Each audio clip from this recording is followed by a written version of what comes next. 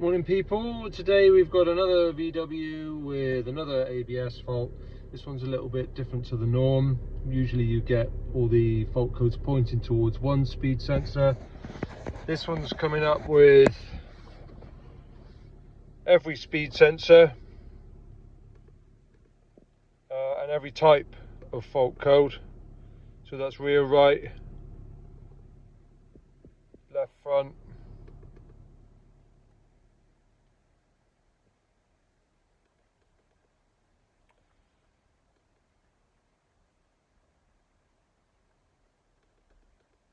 rear left, rear right, and then every conceivable fault with every electrical part of the ABS system. So we're going to take it for a little drive, read data off, and see what we get. So I've driven the car until our fault lights came up on the dash. As you can see, we're doing 0 miles an hour now, and I'm reading live data from the wheel speed sensors. This is data that's live now. The two front sensors are reading stationary. The two rear sensors are still reading erratic movement. And the fault codes did say rear left, rear right sensor faults. And I thought, well, it might be possible that we've got problems with both rear sensors at the same time. And this data would seem to suggest that that's exactly what's happened. So,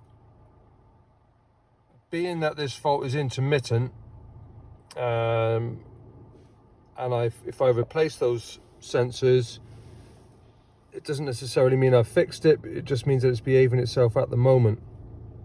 So it's a little bit of a quandary, but at the minute, it's certainly looking like we've got problems with those rear sensors. If I disconnect them and try and do a read, it doesn't necessarily mean anything if the data changes, because in doing so I will have switched the engine off and started it again. May not give us any good information. So far it's looking like we've got two dodgy rear speed sensors. So after switching off and starting again, we've now got the left rear speed sensor behaving itself, but the right rear is still going crazy. And I think that we've had historically one speed sensor has failed intermittently. The chap has carried on driving, followed up shortly afterwards by the rear speed sensor, which has started playing up. And now we've got them both working together at different stages. And I think we've got nothing more here than two faulty rear wheel speed sensors. Let's see what happens when I replace them. So these sensors are the ones that just go straight in, which means that they're not handed. So straight through the back of the hub, quite easy to remove and quite easy to fit. So let's see what happens.